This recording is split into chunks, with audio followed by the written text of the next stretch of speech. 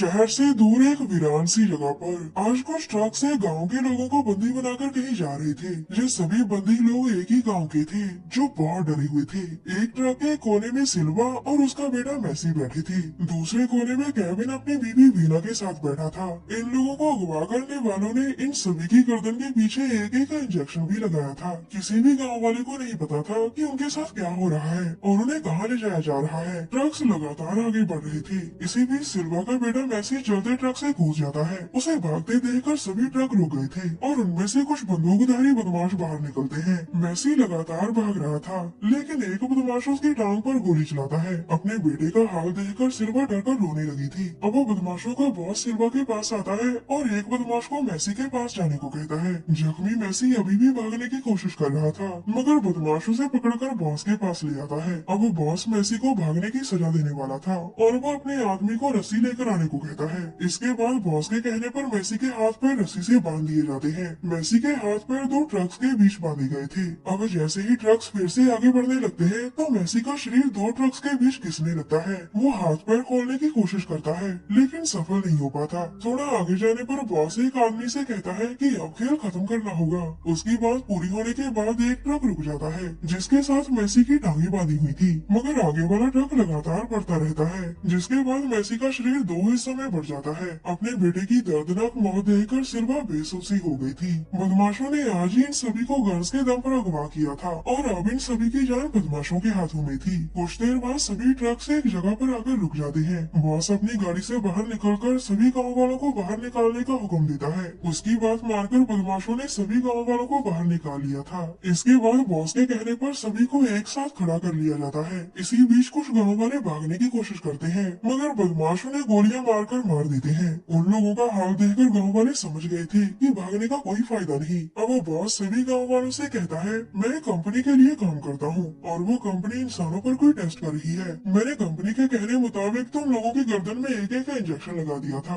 वो injection company ने ही बनाया था और वो उसी का नतीजा देखना चाहते हैं। अब मेरा काम खत्म हो चुका है और तुम लोग भी यहाँ से जा सकते हो। बॉस की बात पूरी होते ही गाँव वाले एक तरफ जाने लगते हैं जबकि सभी बदमाशों ने वहीं खड़े देख रहे थे। गांव वाले जैसे ही थोड़ा आगे जाते हैं तो बॉस उन्हें मारने लग जाता है। इसके बाद वो अपने आदमियों को गोलियां चलाने का हुक्म देता है जिसके बाद सभी बदमाश अपने गन्स का मुंह खोल देते हैं। गांव वाले अपनी जान बचाने के लिए भागने की कोशिश करते हैं लेकिन गोलियों से बच नहीं पाते। इसी बीच वीना भागती भागती एक खाई में गिर जाती है। अपनी बीवी की चीख सुनकर केविन भी खाई में छलांग लगा देता है। खाई के अंदर थोड़ा सा पानी था जिस कारण वीना को ज्यादा चोट नहीं लगी थी। इसी बीच एक और गाँव वाला भी खाई में गिर गया था लेकिन तभी एक बदमाश उसे गोली मारकर मार देता है। बदमाश खाई के ऊपर ही घूम रहा था जिसे देखकर केविन और वीना एक कोने में छुप जाते हैं। ऊपर खड़ा बदमाश खाई को ध्यान से देख रहा था लेकिन उसे अंदर कोई भी नहीं दिखता। बदमाश के कदमों की आहट सुनकर वीना डरकर बेहोश हो गई थी और इसी बीच बदमाश वापस चला जाता है। दरअसल बॉस जिस कंपनी के लिए काम करता था वो कंपनी इंसानों पर कोई टेस्ट कर रही थी। कंपनी पहले जिंदा इंसानों के शरीर में दवा डालती थी और फिर बॉस की मदद लेकर सभी को मरवा देती थी। कंपनी अपनी दवा का नतीजा इंसानों की मौत के बाद देखना चाहती थी। वो ये देखना चाहती थी कि जिन लोगों के अंदर उसने दवा डाली है मौत के बाद उनके साथ क्या होता है। सभी गाँव वालों को मारने के बाद बॉस अपने आदमी को लेकर वहाँ से चला जाता है। अब यहाँ सिर्फ दो ही लोग जिंदा बचे थे और वो दोनों ही इस समय खाई में थे। वीना अभी भी बेहोश थी जबकि केविन खाई से बाहर निकलने का रास्ता ढूंढ रहा था मगर ये खाई चारों तरफ से बंद थी। केविन लकड़ी से खाई खोदने की भी कोशिश करता है लेकिन वो सफल नहीं हो पाता। इसके बाद वो बेहोश वीना को होश में लाता है जो अभी तक डरी हुई थी। दोनों को लग रहा था कि बदमाश ऊपर ही कहीं आसपास हो सकते हैं इसलिए वो फैसला करते हैं कि वो खाई से निकलने की कोशिश कल करेंगे। थोड़ी ही देर में रात हो जाती है और वो दोनों खाई में रात गुजारते हैं। अगले दिन केविन छोटी छोटी लकड़ियाँ इकट्ठी करते हुए वीना से कहता है मैं इन लकड़ियों को जोड़कर ऊपर फेंकूंगा और फिर हम कपड़ों की रस्सी बनाकर बाहर निकलने की कोशिश करेंगे।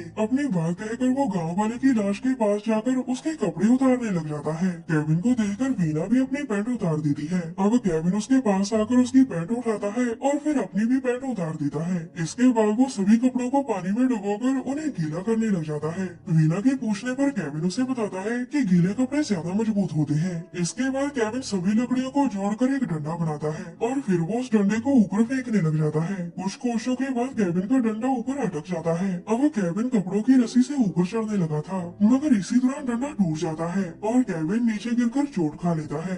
केविन को घुटनों पर काफी चोट लगी थी। योजना फेल होने के कारण दोनों ने फिर से अपनी अपनी पैड्स पहन ली थी। थोड़ी देर बाद रात हो जाती है और दोनों आज की रात भी खाई में गुजारने वाले थे। जंगली जानवरों से बचने के लिए केविन ने किसी तरह आग जला ली थी। इसी दौरान केविन को एक आवाज सुनाई देती है, जिसके बाद वो आवाज की तरफ बढ़ने लगता है। केविन देखता है कि एक आदमी गांव वाले की लाश को खा रहा था और ये आदमी अभी अभी खाई में आया था। केविन उससे पूछता है कि तुम कौन हो और यहाँ क्या कर रहे हो। केविन की आवाज सुनकर आदमी उसकी ओर देखता है। ये आदमी ज़ॉम्बी था और केविन को देखकर वो उसे मारने की कोशिश करता है, मगर वीना फुर्ती से काम लेकर आदमी के सिर पर कई वार करती है, जिसके बाद ज़ॉम्बी बना आदमी मर जाता है। वीना इस आदमी को पहचान लेती है कि वो उन्हीं के गाँव का है और वो दोनों उसकी ये हालत देखकर काफी हैरान थी। वीना कुछ सोचकर केविन से कहती है, जरा मेरी गर्दन तो चेक करो। केविन उसकी गर्दन चेक कर कहता है कि तुम बिल्कुल ठीक हो। इसके बाद वीना केविन की भी गर्दन चेक करती है और वो देखती है कि केविन की स्किन बदल रही है। केविन उससे पूछता है कि क्या मेरी गर्दन ठीक है।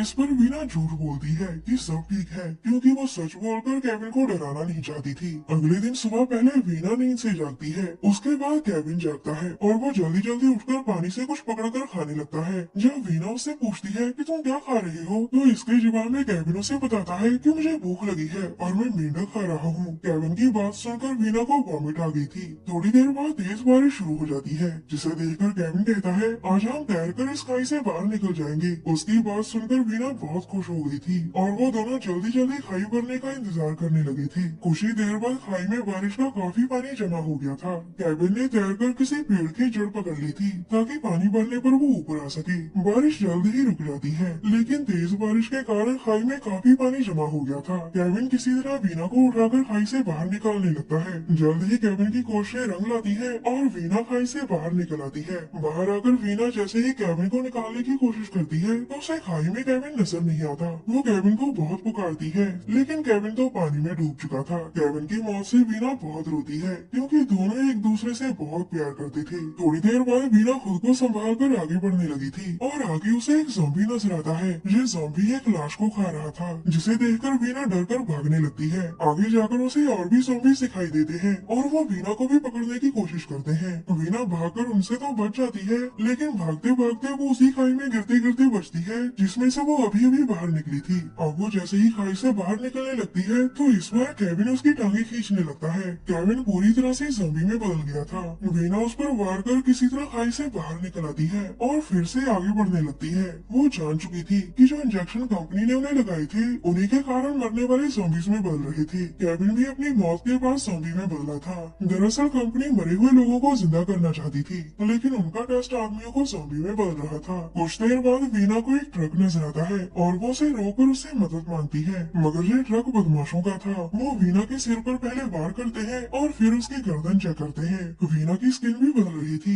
यानी मरने के बाद वो भी ज़ॉम्बी बनने वाली थी। केविन ने उसे झूठ बोला था कि वो ठीक है, क्योंकि वीना की तरह वो भी उसे डराना नहीं चाहता था। कहानी के आखिर में बदमाश वीना को पकड़कर अपने ट्रक के पीछे फेंकते हैं। इस ट्रक में कई और भी ज़ॉम्बी थे। यकीनन बॉस ज़ॉम्बीज को पकड़कर कंपनी के पास लेकर जा रहा था ताकि कंपनी ज़ॉम्बीज पर कुछ टेस्ट कर सके। हमारी वीडियो देखने के लिए धन्यवाद।